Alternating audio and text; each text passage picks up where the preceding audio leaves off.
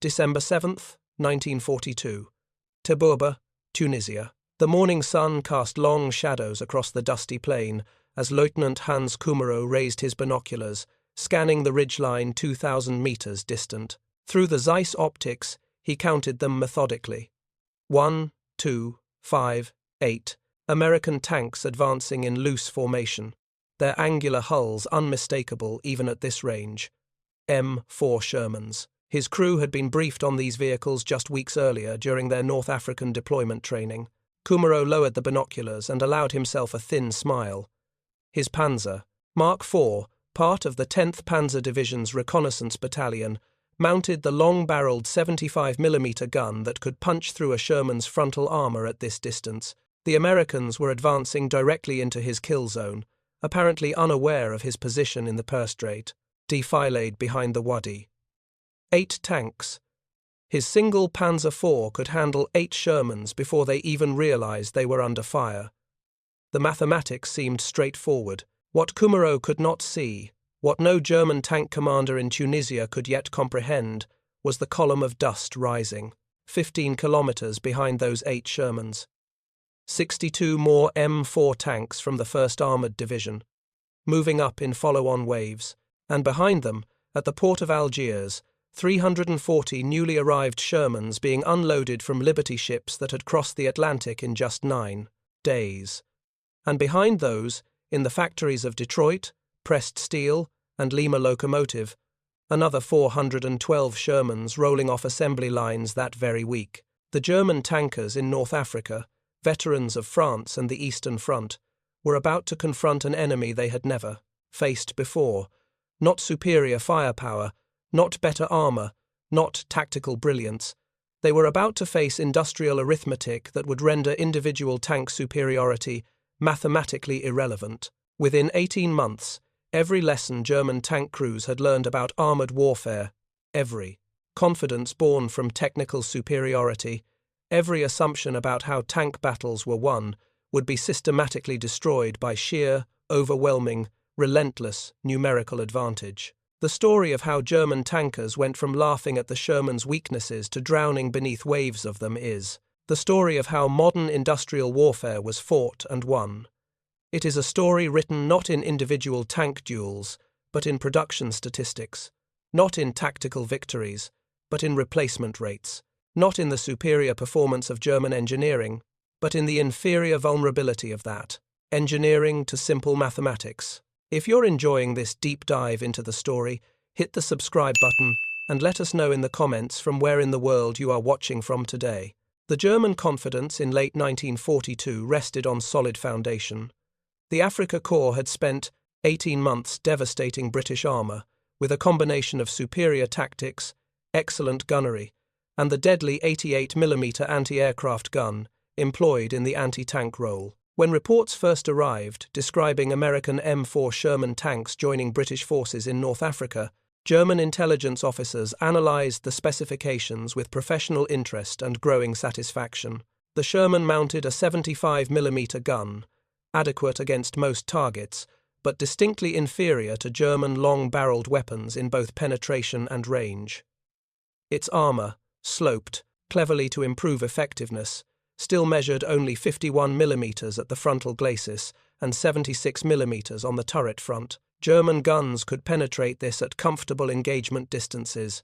The tank stood nearly 3 meters tall, presenting an enormous target profile, compared to lower-slung German designs. Most tellingly to German analysts, the Sherman was powered by a gasoline engine. The Continental R9 75 radial produced adequate horsepower, but gasoline engines were notorious for catastrophic fires when penetrated by anti-tank rounds. German tankers had watched British Crusaders and Grants brew up spectacularly when hit, flames consuming the vehicles and their crews within seconds. The Americans, it appeared, had simply built a taller, slightly better armoured version of British tanks that German forces had been destroying for over a 2-year. Hauptmann Wilhelm Becker, intelligence officer for the 21st Panzer Division, prepared a briefing document in November 1942 analysing American tank capabilities based on captured technical manuals and interrogation of prisoners taken during the Kasserine Pass battles. His assessment, typical of German intelligence evaluations that winter, concluded that the M4 Sherman represented no significant tactical threat to German armor.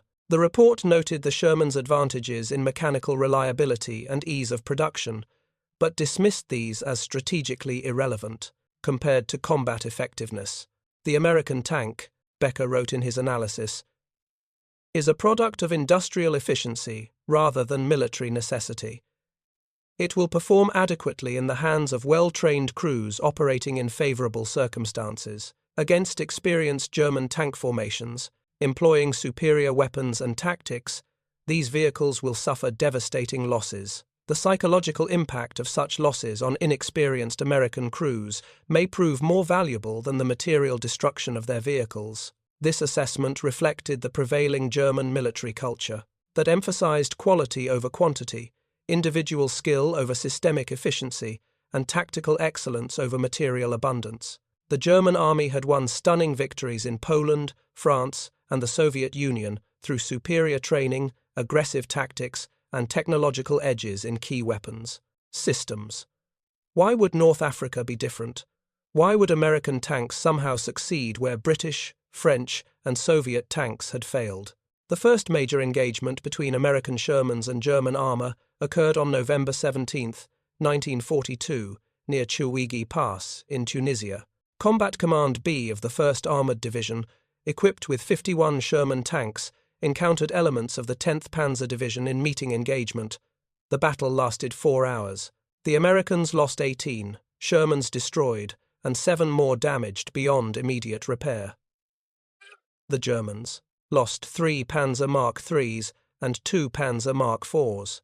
The exchange ratio, better than 7-1 in German favor, seemed to validate every assumption about American tank inferiority. German after-action reports described the engagement with professional satisfaction.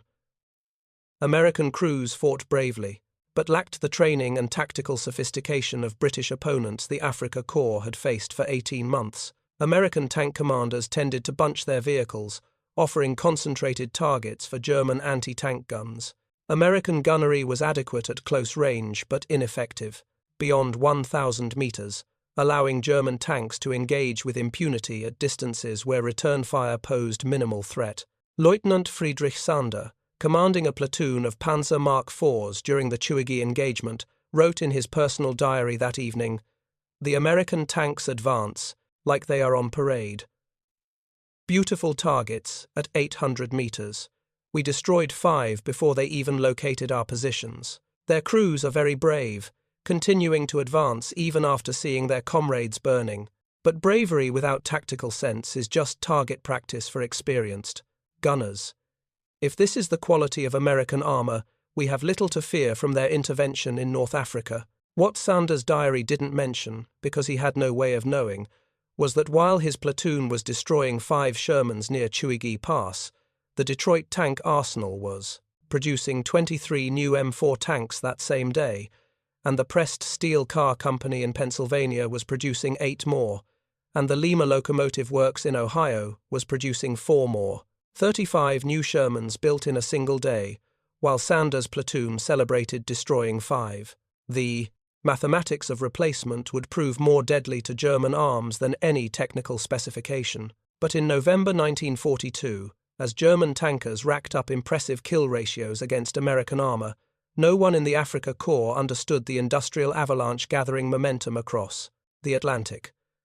The initial German successes against American armor reached their peak during the Kasserine Pass battles in mid-February 1943.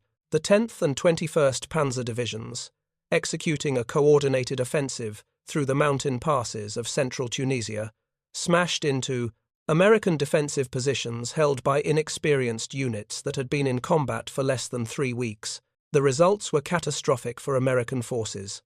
Combat Command A of the 1st Armored Division lost 98 tanks in 3 days of fighting. The 34th Infantry Division was mauled, losing hundreds of men killed or captured. American forces retreated in disorder, abandoning equipment and supplies. German battle groups advanced 65 kilometers, capturing ammunition dumps and supply depots. The Kasserine offensive represented the most significant American ground defeat in the European theatre. For German tank crews, Kasserine confirmed everything they believed about American military incompetence and tank inferiority. They had destroyed American Shermans at ranges exceeding 1,500 meters, distances where the Sherman's 75mm gun couldn't effectively engage back. They had watched Sherman after Sherman blew up when penetrated, gasoline fires consuming the vehicles exactly as predicted. They had seen American crews, brave but poorly trained, make elementary tactical mistakes that German veterans exploited ruthlessly.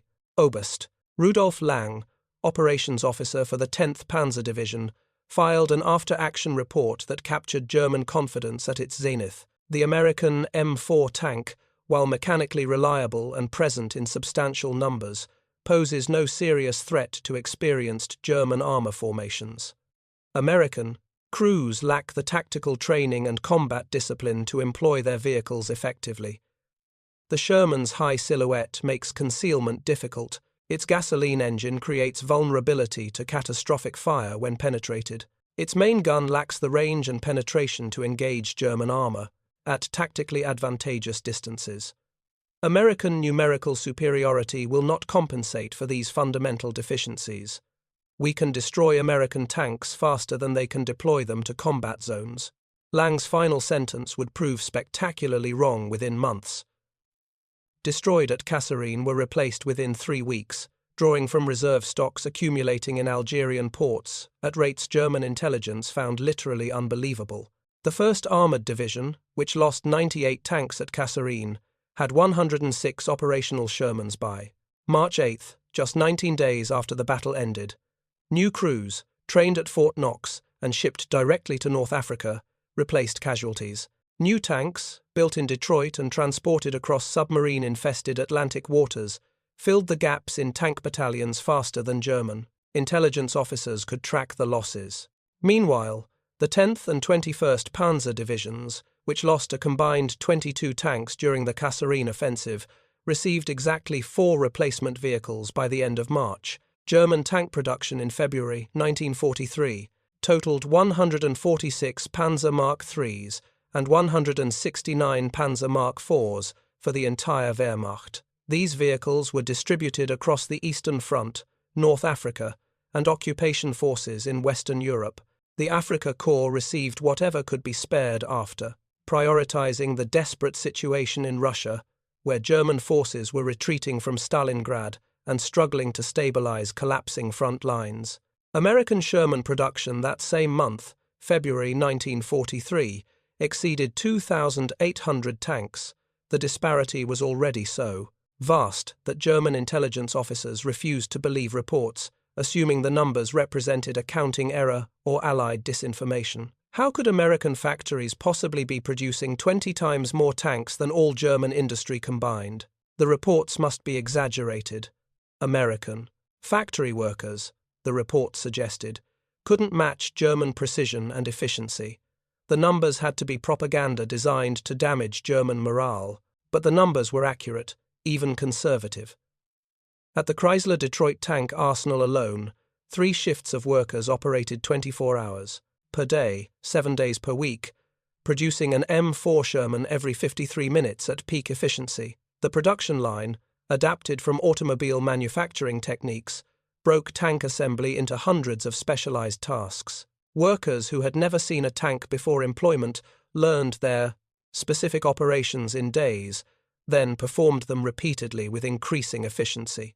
Rose Monroe, working the night shift at the Detroit Arsenal, exemplified American production capacity. A former waitress with no mechanical experience, Monroe operated a riveting gun installing armor plates on Sherman hulls. She completed her assigned task on 147 tanks during a single shift, contributing to the production of 49 Shermans that night. The entire Detroit Arsenal, staffed by 18,000 workers, including thousands of women like Monroe entering industrial work for the first time, produced 896 Shermans in February 1943. One factory, in 1 month, produced more tanks than all German tank factories combined, produced for the entire Wehrmacht. The German tankers in Tunisia, celebrating their tactical victories and impressive kill ratios, had no concept of these production numbers because they existed outside German experience or comprehension. German tank production remained rooted in traditional manufacturing approaches that emphasized skilled craftsmen, precise tolerances, and quality control, that prevented rapid mass production. Each German tank represented thousands of man-hours from trained specialists. Each American Sherman represented industrial processes that minimized skill requirements and maximized production speed.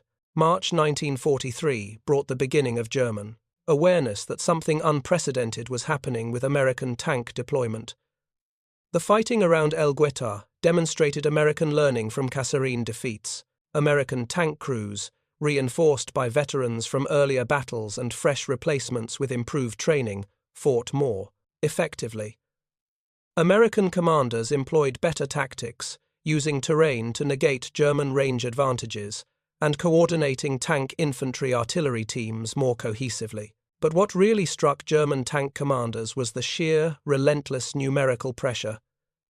Destroy a Sherman platoon in the Pleite morning, face a Sherman company that afternoon, knock out a dozen tanks in a successful ambush, encounter 20 more the next day advancing from different directions. The Americans seemed to have unlimited tanks, unlimited ammunition, unlimited fuel. Units that should have been shattered by their losses reappeared at full strength within days, sometimes within hours.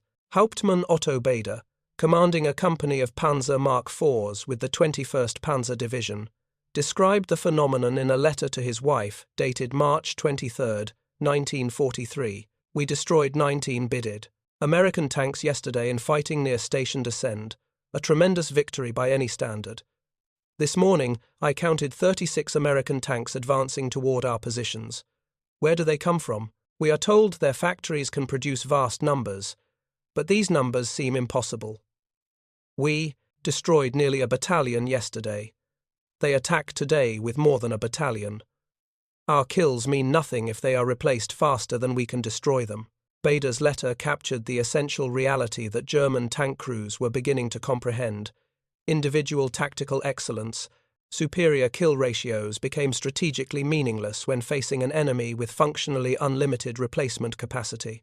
The mathematics that seemed so favorable after Schwiegui or Kasserine, 7 or 8 American tanks destroyed for every German loss, transformed into mathematics of despair, when American losses were replaced within days, while German losses accumulated irreplaceably. The Tiger tank, introduced to Tunisia in small numbers in late 1942, offered German forces a weapon system that could dominate any tactical engagement.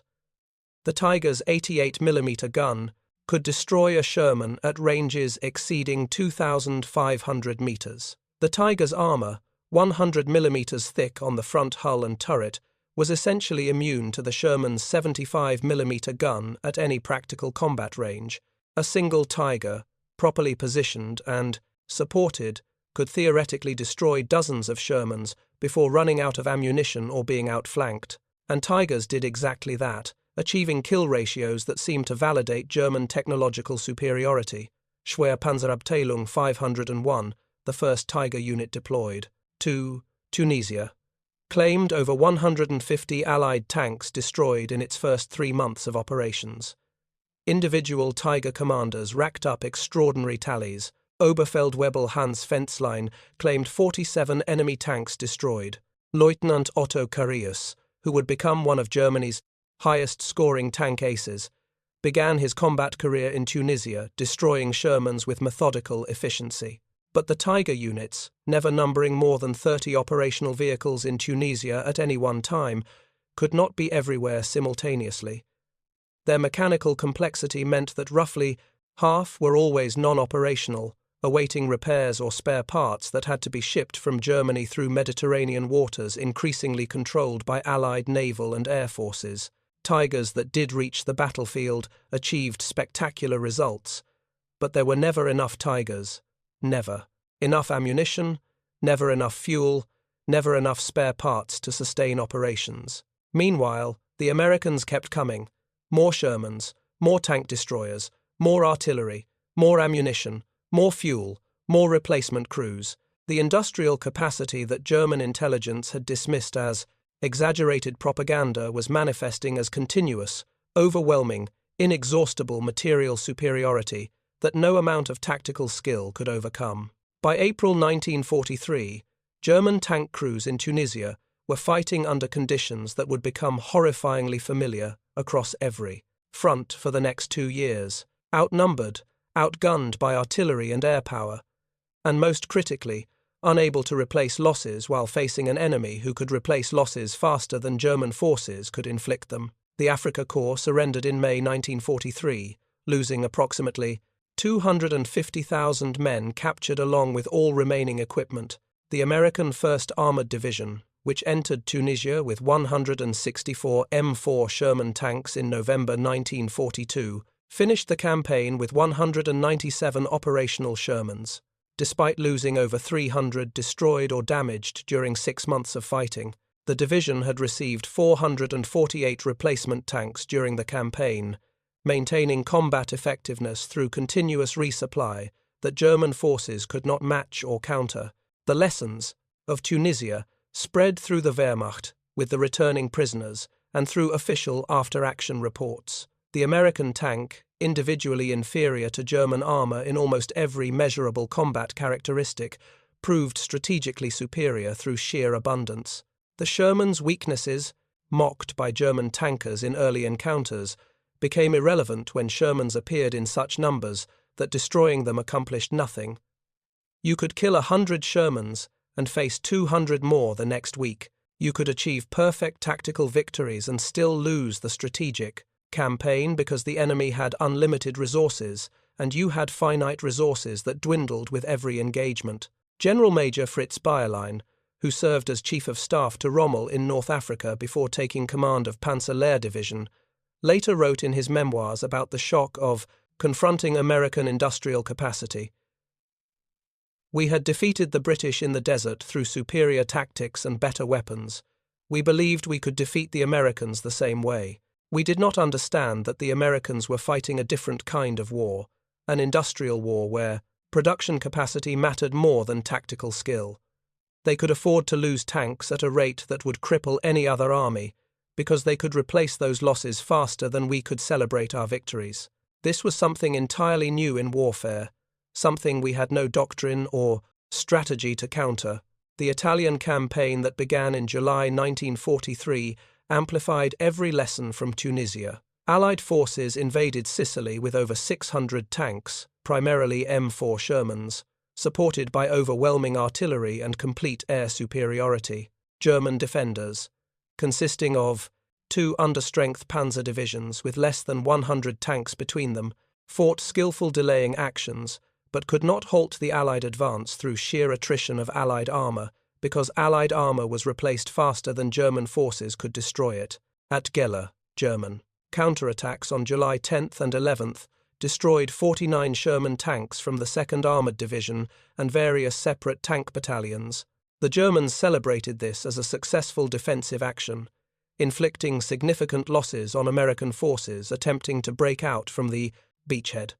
By July 14th, 72 hours after the battle, American tank units at Gela had received 68 replacement Shermans from reserve stocks prepositioned in North Africa, returning to full strength plus 19 tanks as additional reserve. The German Panzer divisions, which lost 11 tanks during the same battles, received 2 replacement vehicles. The exchange ratio favored German forces by better than 4-1. The replacement ratio favored Allied forces by 34-1. The mathematics that would dominate the remainder of the war had crystallized into unavoidable clarity.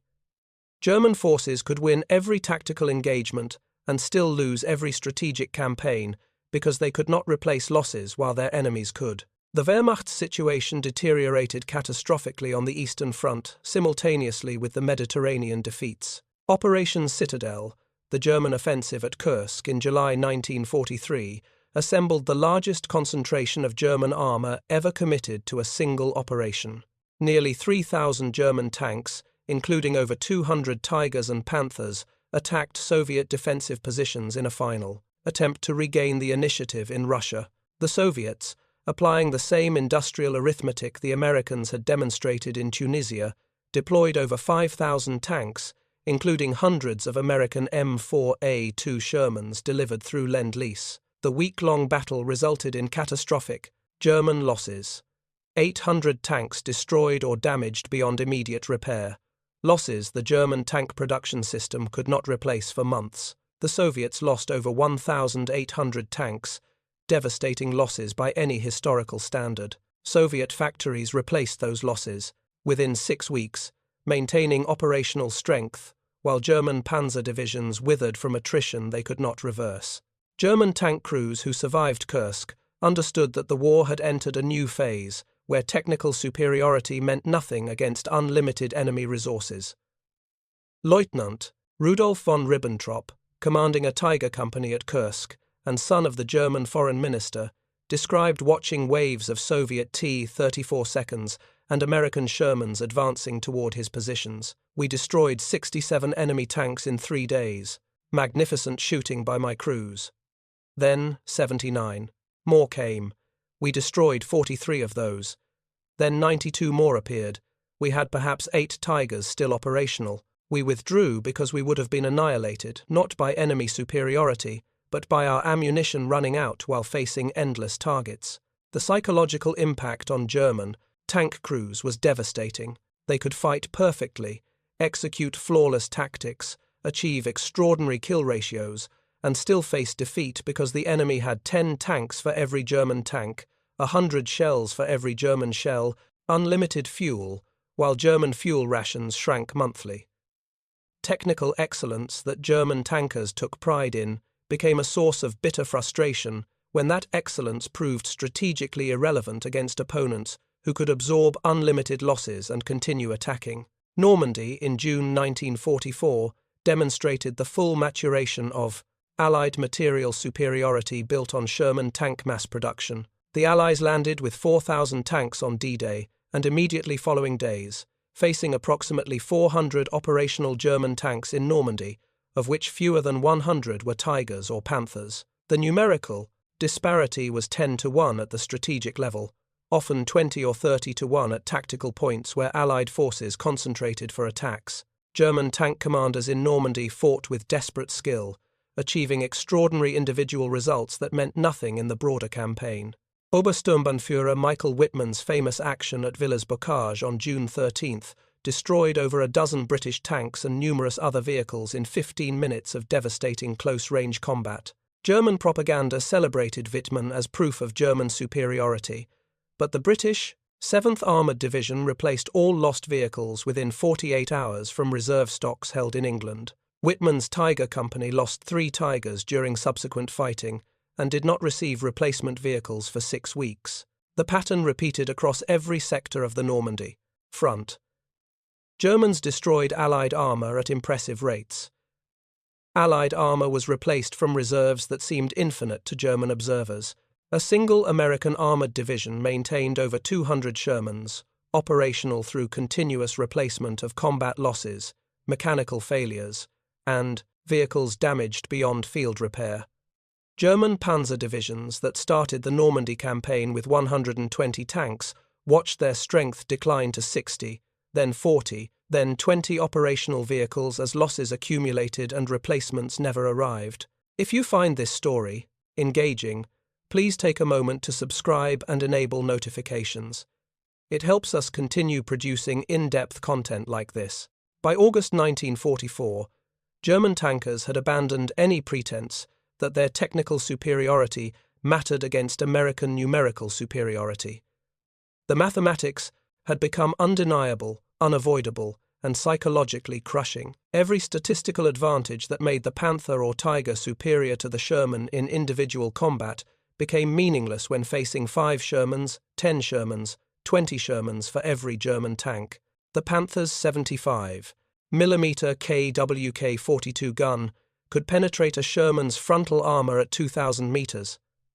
Excellent. But 5 Shermans attacking simultaneously from different angles meant at least 3 would close to ranges where their guns could penetrate the Panther's thinner side armour. The Tiger's 100 Millimeter frontal armor made it nearly invulnerable to the Sherman's gun in frontal engagements. Wonderful, but 10 Shermans could surround the Tiger, using their superior mobility to attack from the sides and rear, where armor was thinner. The mathematics of concentrated force multiplied American advantages. A single Sherman was inferior to a single Panther in nearly every measurable category, but American doctrine never employed single Shermans. They came in platoons of 5, companies of 17, battalions of 53. They coordinated with infantry, artillery, and devastating tactical air support that German forces could rarely counter.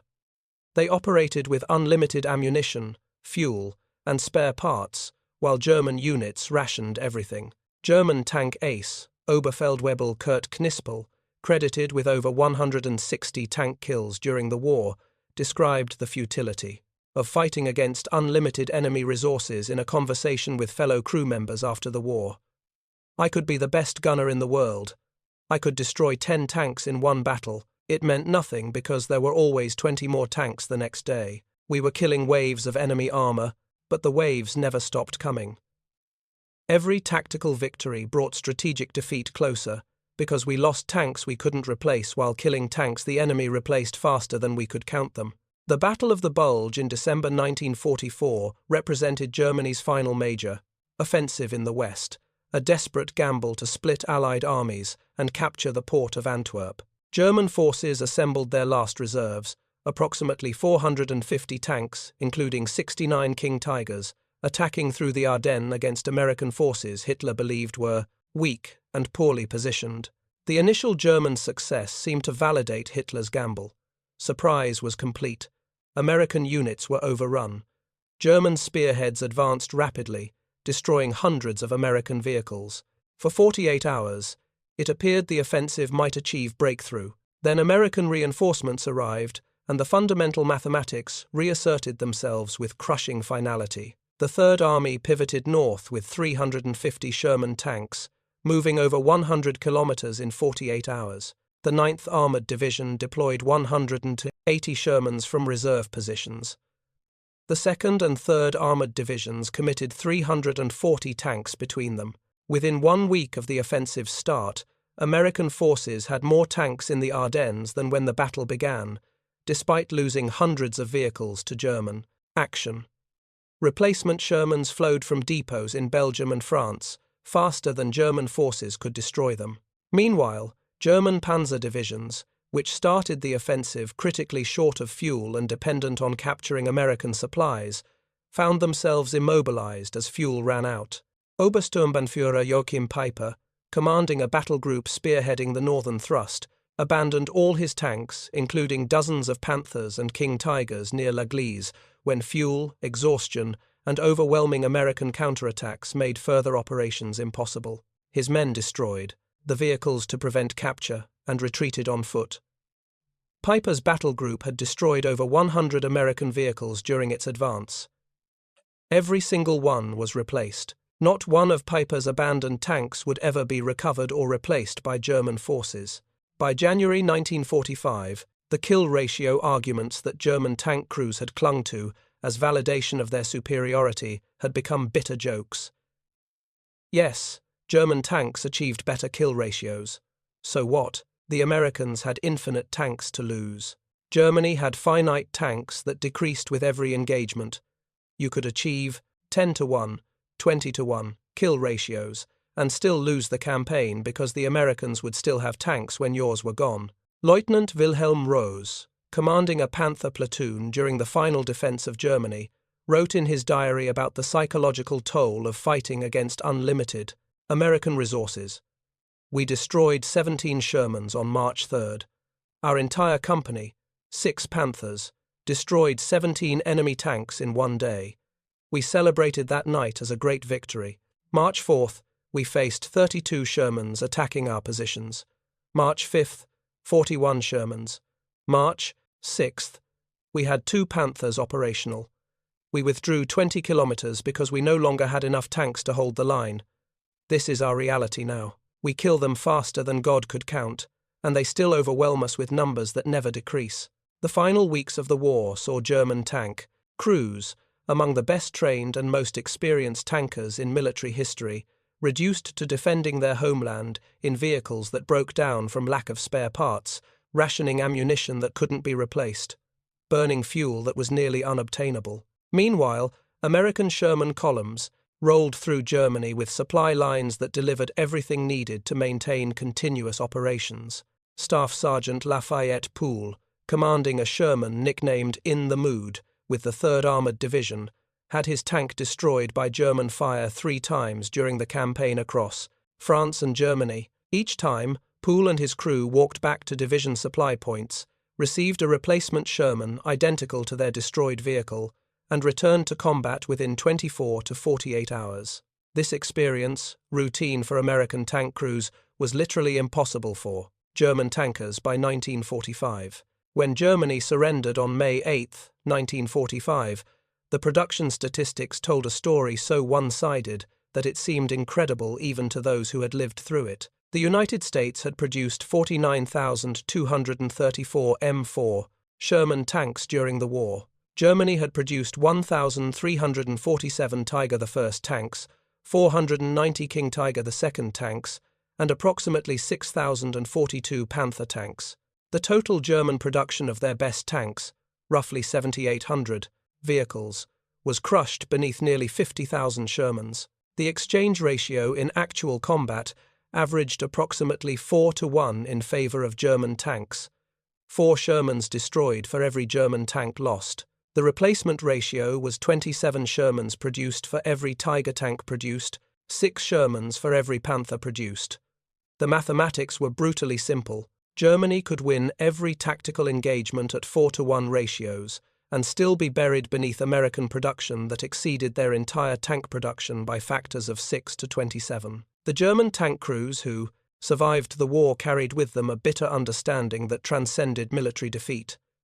They had not been outfought in any conventional sense.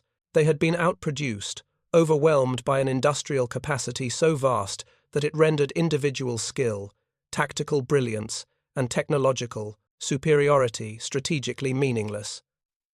The lessons they learned would reshape post-war military thinking about the nature of modern industrial warfare. At the Tegernsee prisoner of war camp in Bavaria, May 1945, American intelligence officers conducted extensive debriefings of captured German tank commanders. These sessions, intended to gather technical intelligence about German tank development and tactical doctrine, revealed instead a profound psychological transformation among men who had entered the war, convinced of their invincibility, and ended it confronting the limits of excellence against abundance. Hauptmann Otto Carius, credited with over 150 tank kills, mostly achieved in Tigers on the Eastern Front, provided perhaps the most articulate expression of this realization during his interrogation. We were taught that German engineering and German training would overcome any numerical disadvantage. 1 German tank was worth 5 enemy tanks. 1 German tanker was worth 10 enemy tankers. These ratios were true in combat. I personally destroyed over 150 Soviet and American tanks. My crew was extraordinarily skilled. Our Tiger was a magnificent machine. But what does it matter if you destroy 150 tanks when the enemy has 1,500? When you destroy 5 and 10 more appear the next day?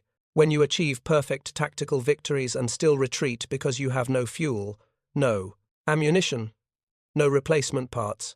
Carius continued, his voice reflecting not bitterness but weary comprehension of industrial realities that German doctrine had never adequately addressed. The Americans and Soviets were not fighting tank battles. They were fighting production battles. Every Sherman we destroyed in France was replaced before we could reload. Every T-34 we killed in Russia was replaced before we could reposition. We were trying to win a war through tactical excellence. They won the war through factory output. There is no tactical counter to unlimited industrial production.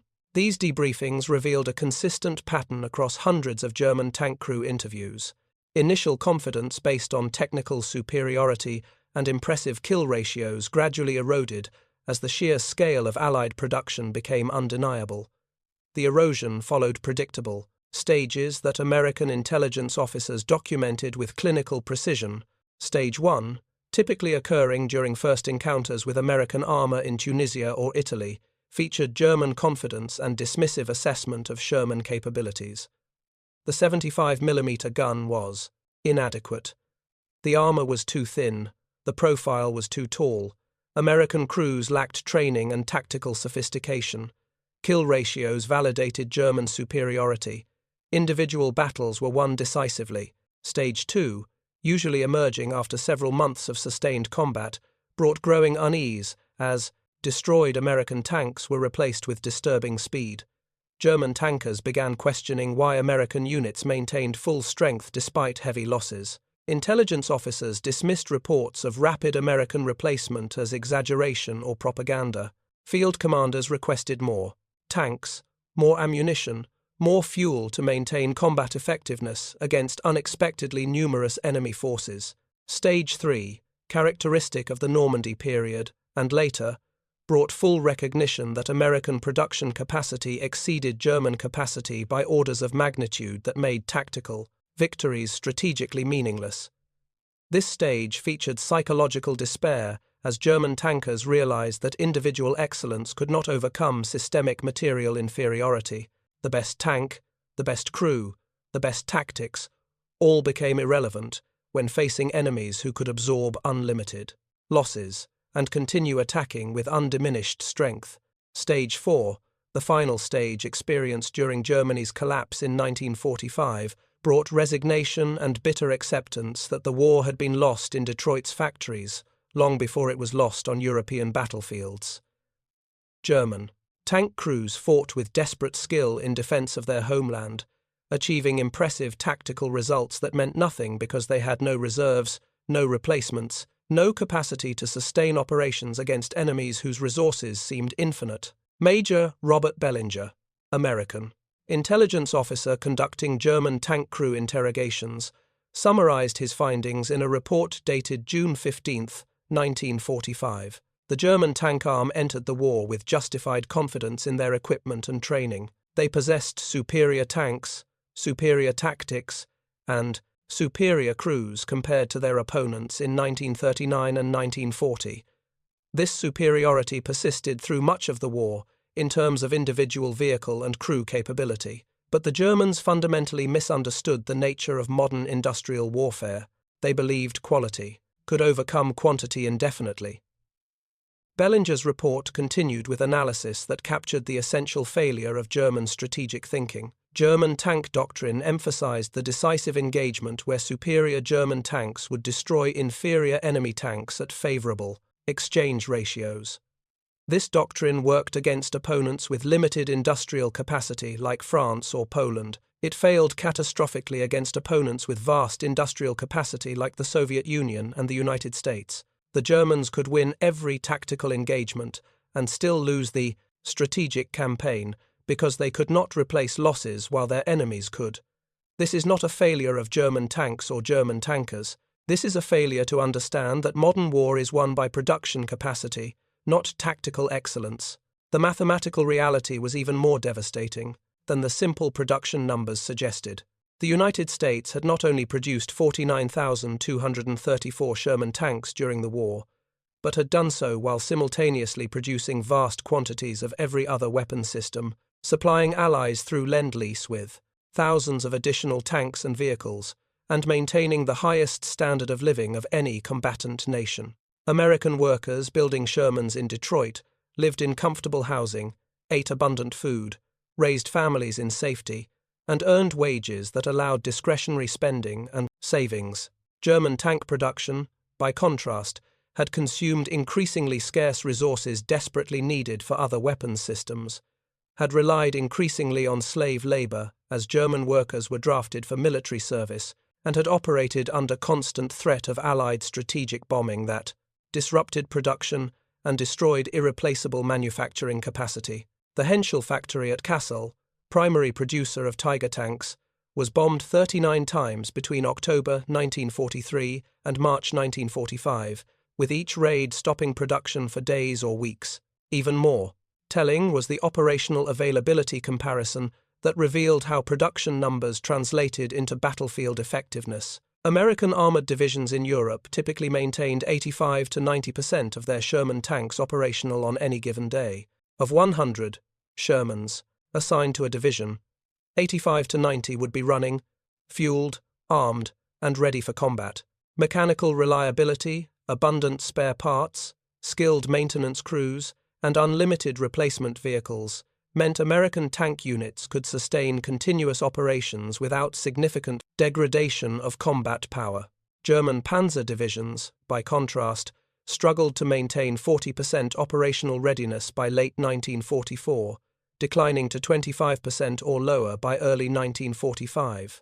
Of 100 German tanks assigned to a division, perhaps 40 would be operational, with the remainder awaiting spare parts that would never arrive, suffering mechanical failures that couldn't be repaired without factory-level facilities, or simply abandoned for lack of fuel. This operational disparity multiplied the already overwhelming American numerical advantage.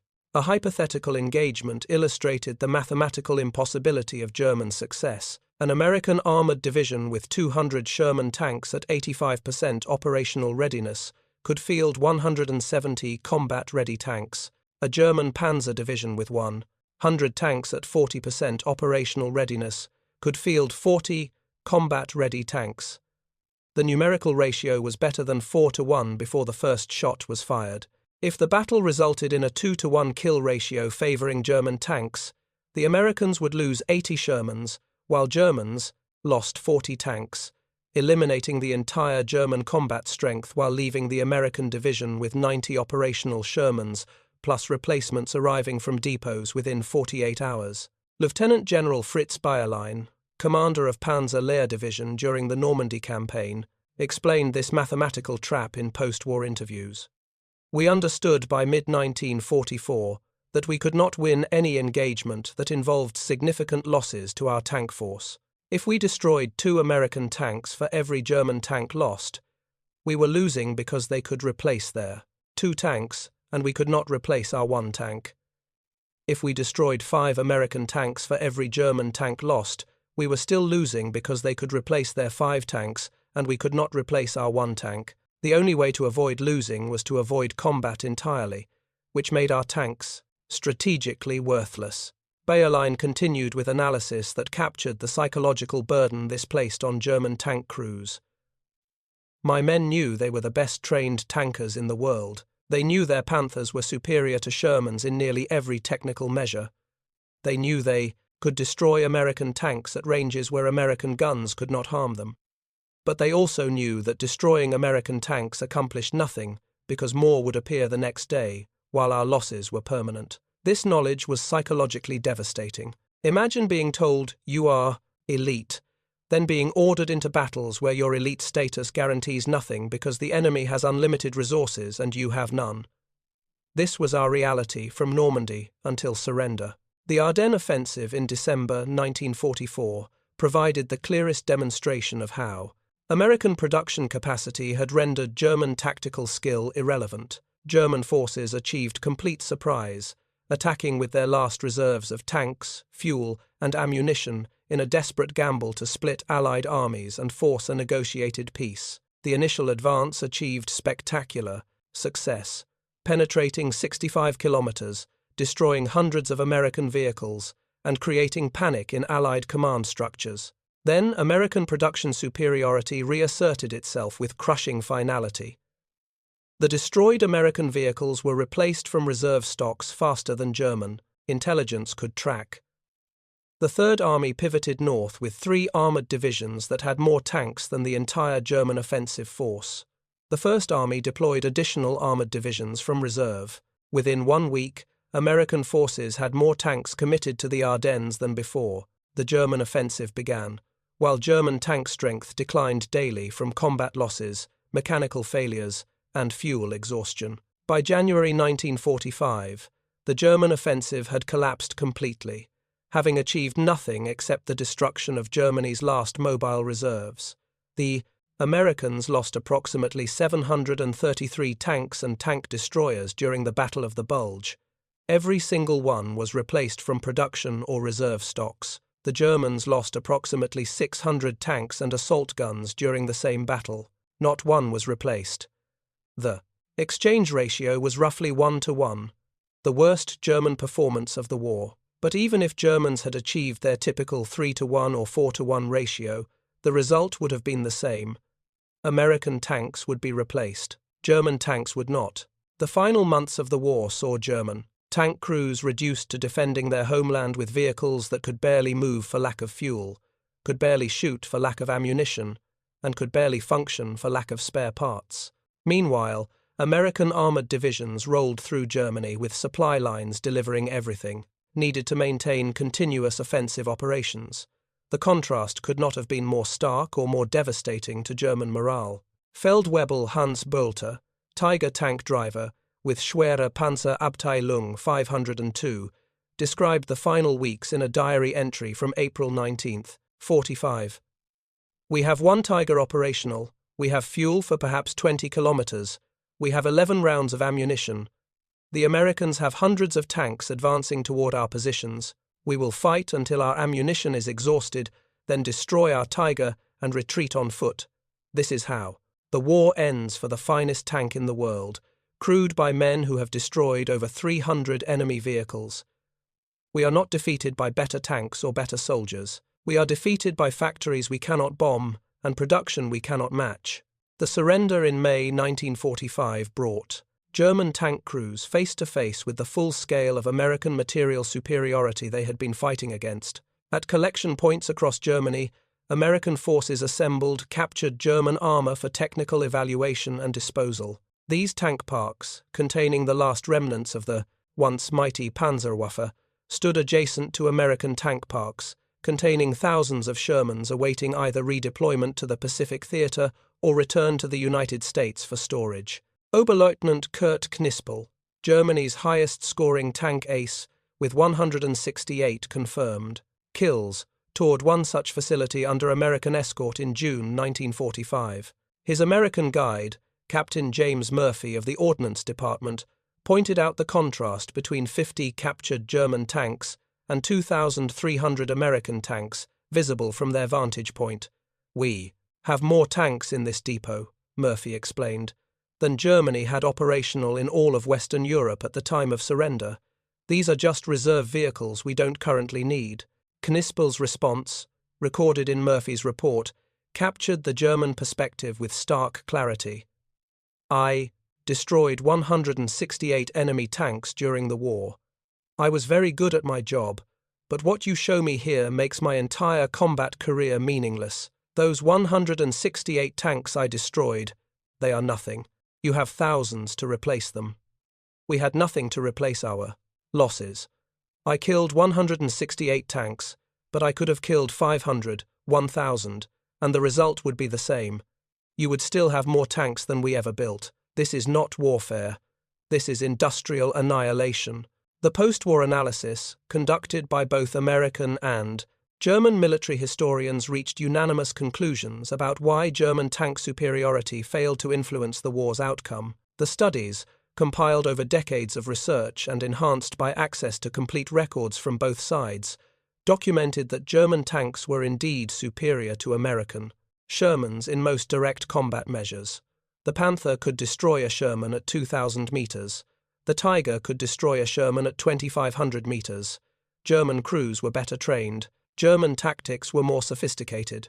German tank gunnery was more accurate. None of it mattered against American industrial capacity. The United States Army could afford to lose 4 Shermans to destroy 1 Panther because they had 27 Shermans for every Panther Germany produced. They could accept 2-to-1 or 3-to-1 exchange ratios because they had reserves that made such losses strategically acceptable, while German forces fought with no reserves and no capacity to sustain any loss rate indefinitely. Dr. Christopher Wilbeck, in his definitive study, Swinging the Balance, United States Anti-Armor Operations in World War II, analyzed the mathematical realities that rendered German tactical superiority irrelevant. The Germans needed to achieve exchange ratios of approximately 27-to-1, killing 27 Shermans for every German tank lost, just to maintain parity with American production rates. They needed even higher ratios to actually reduce American tank strength faster than it could be replaced. they never came close to achieving such ratios on a sustained basis. Even their best performances, achieving 4-to-1 or 5-to-1 ratios in favorable circumstances, still meant they were losing the attrition battle, because America could replace 4 or 5 tanks for every one Germany could replace. The study continued with analysis that highlighted the fundamental mismatch between German capabilities and the requirements for success. Germany's highest-scoring tank ace, Kurt Knispel, destroyed 168 enemy tanks in approximately 3 years of combat. If every German tank crew had matched Knispel's performance, an impossible standard, Germany would have destroyed roughly 131,000 enemy tanks. The Allies produced over 200,000 tanks during the war, including 50,000 Shermans. Even perfect German performance would have been insufficient against Allied production capacity. Soviet participation in the defeat of German armor complicated the narrative, but reinforced the same fundamental lesson about industrial capacity. The Soviet Union produced over 57,000 T-34 medium tanks during the war, more than Germany produced tanks of all types combined. The Soviets also received 4,102 M4A2 Sherman tanks through Lend-Lease, valued by Soviet crews for their reliability compared to T-34 seconds, and particularly effective in combined arms operations. The Eastern Front consumed the majority of German tank production and claimed the majority of German tank aces' victories. But the mathematics remained the same as in the West. German tanks achieved impressive kill ratios against Soviet armor. Soviet production replaced losses faster than Germans could inflict them. German panzer divisions withered from attrition they could not reverse, while Soviet tank armies maintained strength through continuous replacement. Dmitry Loza, Soviet tank officer who commanded Lend-Lease Shermans during the war, provided the Soviet perspective on American production capacity in his post-war memoirs. The Americans gave us 4,000 Shermans. Just gave them to us. Can you imagine? 4,000 tanks, more than Germany had operational on the entire Eastern Front, and this was just what they could spare, while fighting in Western Europe and the Pacific. We understood then that Germany had no chance of victory. The Americans alone could outproduce Germany by factors of 5 or 10. Combined with Soviet production, we buried the Germans beneath an avalanche of tanks they could never match.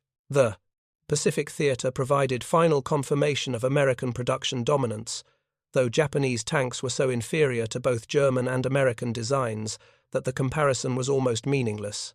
The United States deployed over 1,800 Sherman tanks to the Pacific Theater while simultaneously deploying thousands to Europe, supporting British and Soviet allies through Lend-Lease, and maintaining substantial reserves in the United States for training and replacement.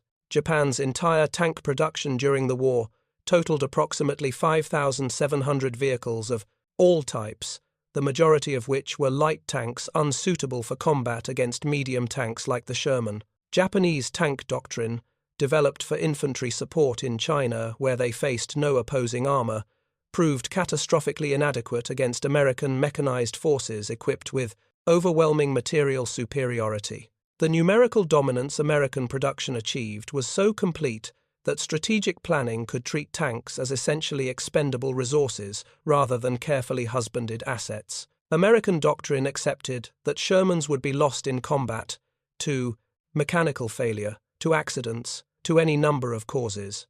The doctrine planned for continuous replacement that would maintain unit strength regardless of loss rates. This was impossible for German forces where every lost tank permanently reduced combat capability. Staff Sergeant Lafayette Poole, the highest-scoring American tank ace with over 1,000 enemy vehicles destroyed or captured, had his Sherman tank destroyed by German fire on 3 separate occasions. Each time, Poole and his surviving crew members walked to rear areas, received a replacement Sherman identical to their destroyed vehicle, and returned to combat within 24 to 48 hours. Poole's experience, routine for American tankers, would have been literally impossible for German crews by 1944. The post-war occupation of Germany brought American and German tank crews into direct contact under peacetime conditions that allowed honest discussion of combat experiences.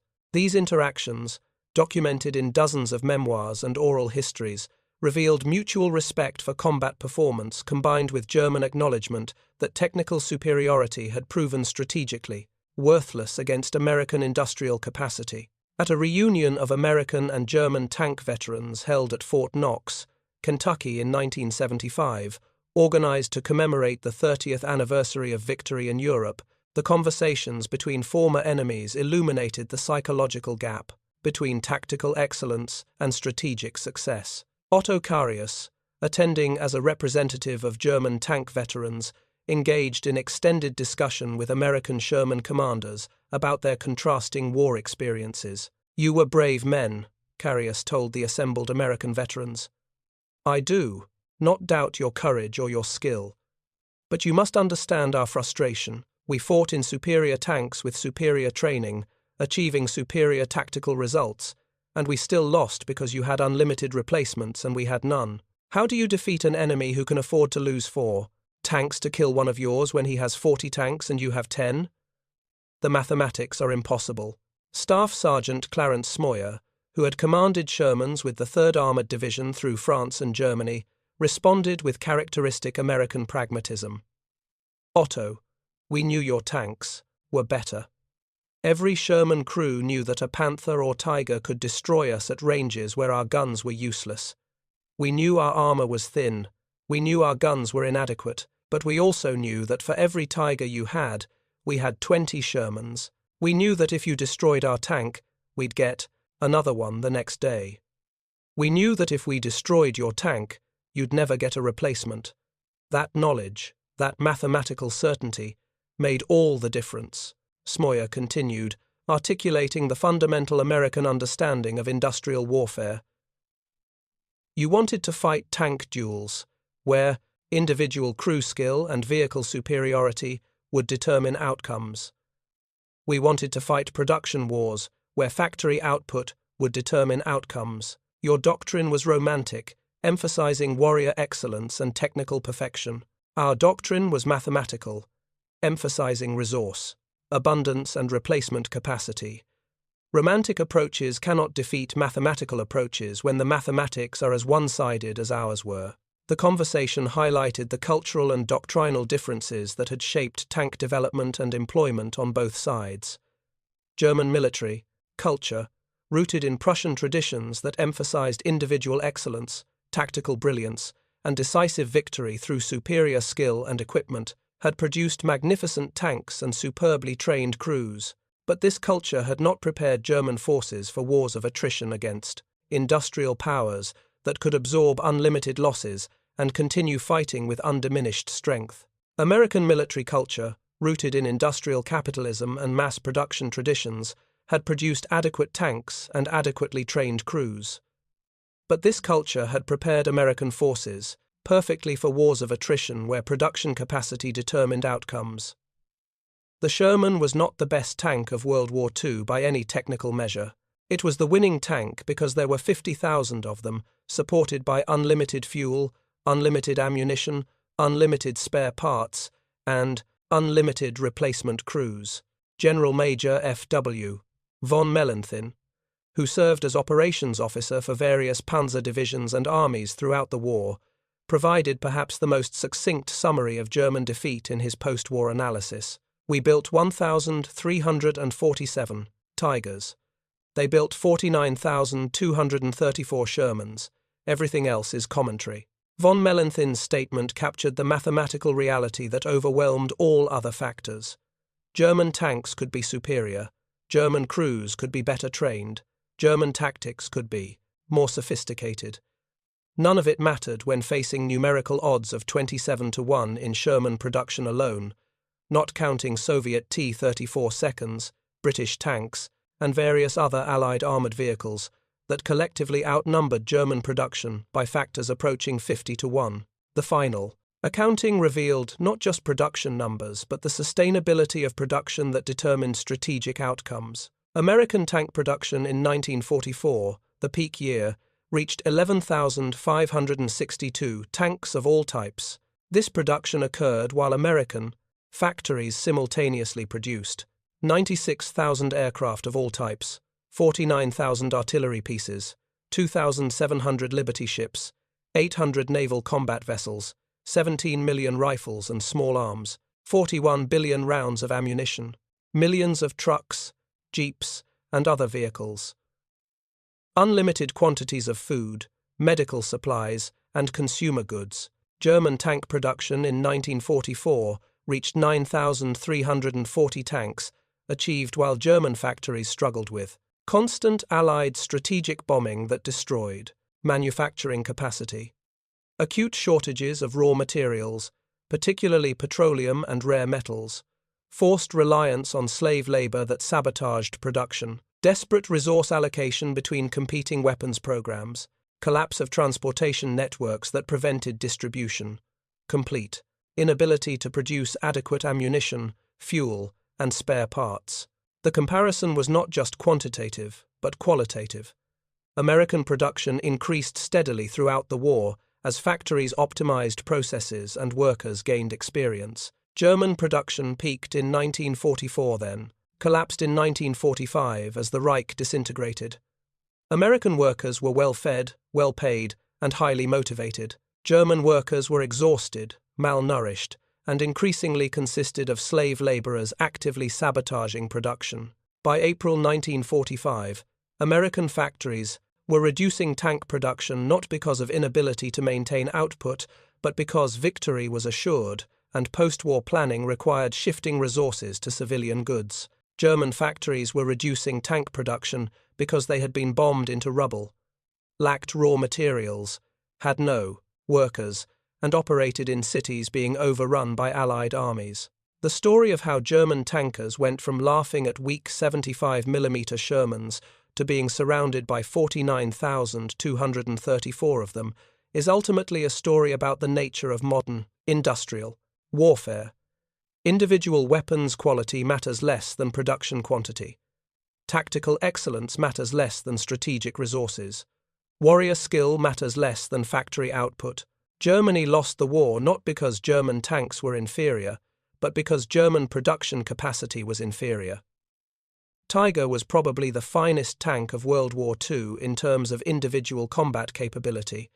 The Sherman was certainly not the finest tank in terms of individual combat capability, but the United States built 50,000 Shermans, while Germany built 1,347 Tigers, and that numerical disparity rendered all other factors strategically irrelevant. The mathematical proof was written across every battlefield from Tunisia to Berlin. You can win every tactical engagement, achieve every desired kill ratio, demonstrate superior technology and training, and still lose the strategic campaign if your enemy can replace losses faster than you can inflict them, while you cannot replace your own losses at all. German tankers learned this lesson through bitter experience from 1942 through 1945.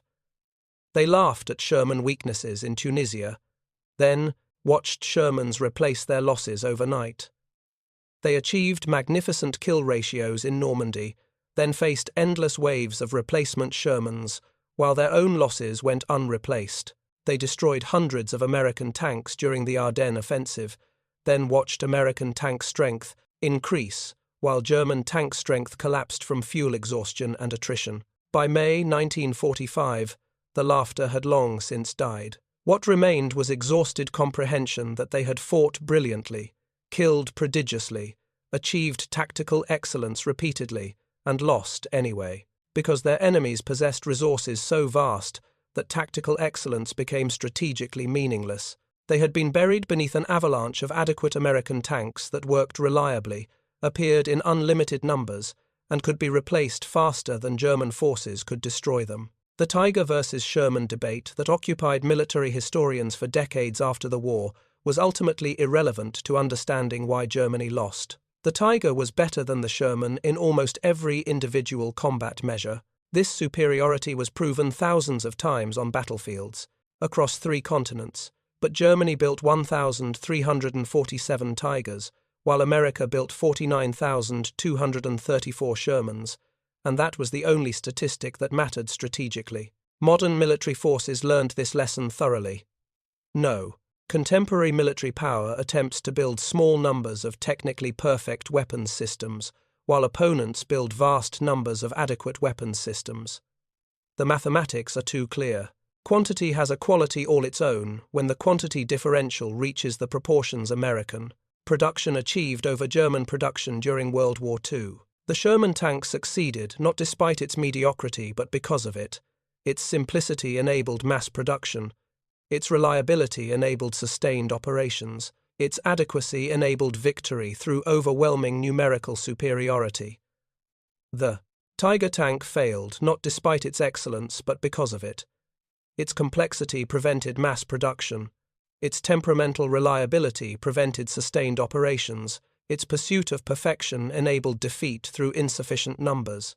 German tankers who laughed at weak 75mm Shermans in 1942 spent 1945 surrounded by those same weak Shermans, outnumbered 27-1, unable to replace their superior Tigers, watching their tactical excellence rendered meaningless by American industrial arithmetic. The laughter died in Tunisia when the first waves of replacement Shermans appeared overnight.